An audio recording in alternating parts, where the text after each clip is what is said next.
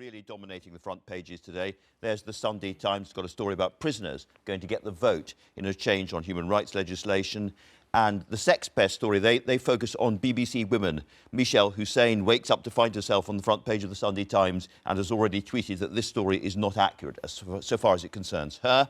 Sunday Telegraph has got a story about hospitals failing to tackle the safety crisis based on an interview they have done. The Observer has gone for Brexit, the only big paper, I think, who don't do it today. Tory donors warn Theresa May to be ready for a no-deal Brexit, it says, and Catalonia on the front page there.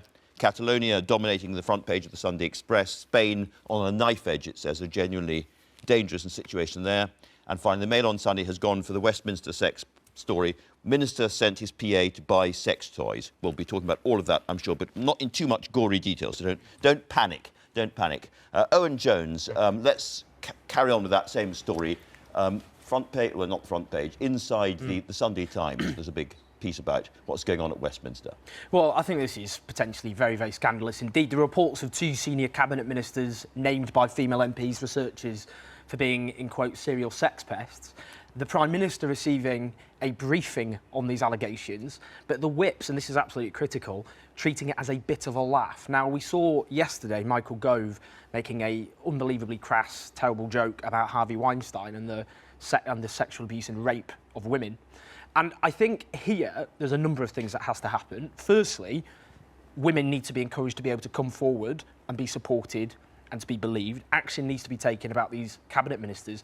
But the critical question is Theresa May herself involved in a cover-up of sexual harassment and abuse by her own ministers? And that has to be made abundantly clear. You put all of this on the Conservatives, but the story's about the Labour Party too, aren't they? Absolutely. And look, we know in society there's about 1.4 million women face domestic violence each year, 400,000 women are sexually assaulted, 90,000 are raped. The vast majority of cases, there is no justice, whether it be in the Labour Party or the Conservative Party or in any institution. Women need to be able to be supported and believed. The issue here, though, is about this briefing where whips apparently are treating it as a joke and Theresa May is not taking action when she's been told about serving cabinet ministers. I think for a lot of people watching Isabel Oakeshott, the question is, how serious is this really? The Sun there suggests that Theresa May could lose 3 ministers over this crisis and be forced into a cabinet reshuffle. I think we need to keep some perspective on this. You know, the way that Westminster is being depicted in today's papers, you might imagine that the corridors of power kind of full of marauding sex pests, you know, that the whole place is like a kind of Berlin sex dungeon. You know, I've worked at Westminster for over a decade. I simply do not recognise the way that the corridors of power are being portrayed here. Of course, there are a few bad elements. You know, I'm sure we've all come across them, but I think that the reporting of this is rather hysterical. And I do actually disagree with you, Owen, about the comments by Michael Gove. You know, yes, they're a bit tasteless, but, you know, for everybody to be so outraged over what was a rather clumsy comment, I just don't, you know, I think there are so many more things to be outraged about. The issue, I mean, we can, obviously there's a hierarchy, you could talk about hierarchy or outrage, and, you know, there were many other things you get, you know, you could go on forever in that logic. The issue is many girls and women, and I know many myself, do not feel able to come forward, do not feel believed. And when a cabinet minister makes a joke about sexual harassment and abuse and rape, actually we're talking about in the case of Harvey Weinstein, that makes it much harder for people to come forward, but it also encourages a culture amongst men. And men do need to take responsibility here, which is to treat sexual abuse and harassment as a bit of a joke, a bit of a lark, just having a bit of a laugh, lighting up everyone. And that is an issue I think we have to address in politics. I don't for a minute, by the way, believe that Theresa May or her whips will be taking this as a bit of a laugh. If there's a possibility that's what the Sunday Times suggests. Cabinet ministers losing their jobs, that's not a laughing situation right now. But why hasn't action already been taken if she knows who they are? As well, because you've been inside this culture for a long time yourself, as has the Sunday Times' deputy editor, Sarah Baxter, and she's written a piece, I think, that you've picked out to talk about this. So Sarah Baxter has written a piece in which she points out that, I mean, she's sort of slightly coming at it from the same angle as I am, sort of saying, you know, there is a world of difference between a rape allegation or a really serious assault allegation and the kind of rather clumsy flirting, the rather rubbish come-ons that I think a lot of people are actually talking about here. It's not pleasant, but, you know, it was ever thus. There are 14,000 pass holders at Westminster. Show me any other workplace with that many people where there aren't some people who make rather rubbish come-ons. But just quick, I mean, Corbyn, I think, made a very powerful intervention yesterday where he called for victims, survivors of sexual harassment, abuse or worse to come forward. I mean, you would yourself encourage women who have been sexually harassed or assaulted to come forward and to put those allegations forward. Where do they come forward to at the moment? I mean, there's a big problem in Parliament. John Mann in the House of Commons has suggested there should be some kind of czar whose job it is to receive lots of stories and allegations. And there was some pushback on that, wasn't there? And that does say something slightly worrying. And I do think that we should demand and expect a higher standard from our elected representatives. So, you know, partly I'm saying, show me another workplace. Actually, MPs have to be better than other people. That's also, that is the problem with the nature. What does it say about our democratic culture that every time there's a problem, we call for a czar? It's really weird, isn't it? Well, the problem with the House of Commons, as we know, is the nature of the employment, because basically MPs, they're self-employed effectively. There isn't a human resources department. It's very difficult to know who you come forward to.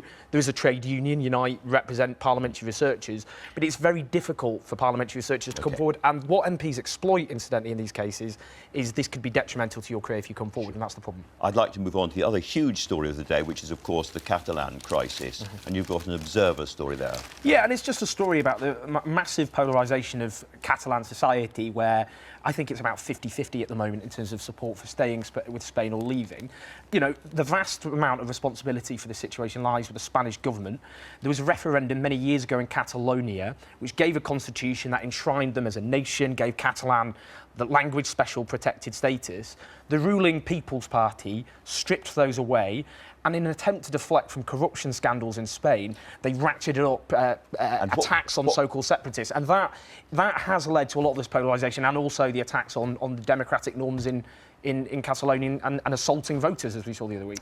Your 50-50 statistic was interesting. I'm not sure where it comes from, but, you know, I was sort of wondering how, how to get your head around this story. Imagine that Scotland right now, imagine the Scottish government unilaterally declared independence on the basis of an unconstitutional vote which attracted a mere 43% turnout. That is nothing. We would be rightly outraged about this. I think the Spanish government has spectacularly mishandled this. They've turned it into an unnecessary crisis. Isabel, I mean, the difference is that under David Cameron, you know, I don't praise him very often, but we had, you know, the government here allowed Scotland to have a referendum to democratically decide its own future. And that diffused the situation. Exactly. The problem with Spain...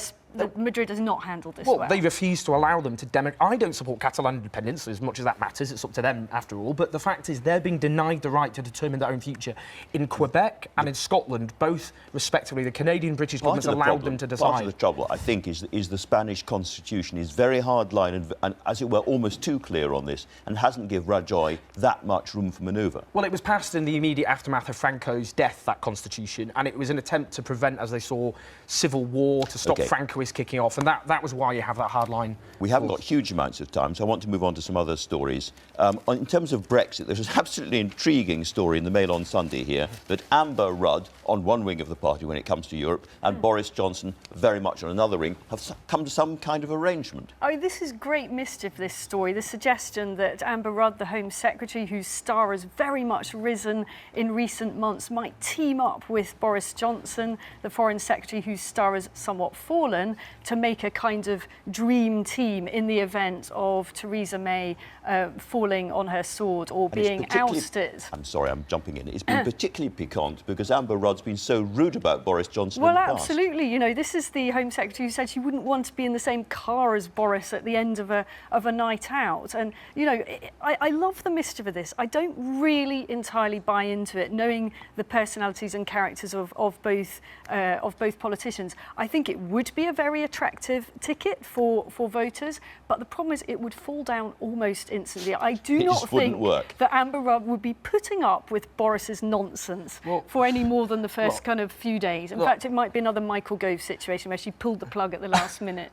The fact he's Foreign Secretary is almost reducing us to an international laughingstock. He's a man with a history of making a series of bigoted remarks. We know on Brexit that was all about manoeuvring for his own political career, and I have to say, if he ends up Prime Minister, it would be a disaster for this country. Onto your iPad, Owen, if you don't mind. Yeah, it was not mine, but the iPad with which you have been furnished for a... So, yes, this is Jeremy Corbyn yesterday, marking 50 years since abortion was decriminalised under Labour. We must continue to fight for women's right to choose here and around the world. I think this point about giving women the right to choose, it's an act of terrible violence to force women to have children against their will.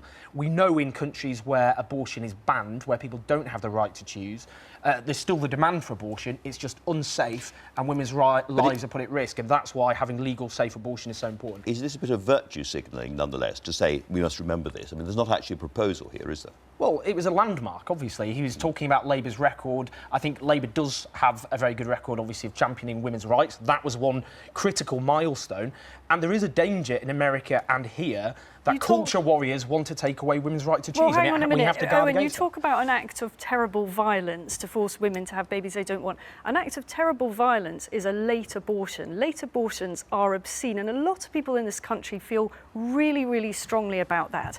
I think what's interesting about the whole 50-year anniversary thing is the extent to which science has come on in medicine in those 50 years, and our ability to save premature babies, neonatal care, has improved dramatically. So I would love to see a debate about reducing the time limit on abortion, but it's very, very difficult for politicians to do this. I'm going to encourage you to pick up on another health story, which we're discussing later on in this programme. An unusual one in which Owen and I actually see eye to eye. We agree on this. So Theresa May picking up on the mounting sort of pressure from voters over putting more resources into mental health service is a real problem here. And I think with a cash-strapped NHS, mental health services so often don't get the resources they need. Well, I hope you hammered Jeremy Hunt on his atrocious record, I have to say, as Health Secretary. The longest squeeze now in NHS funding since its foundation.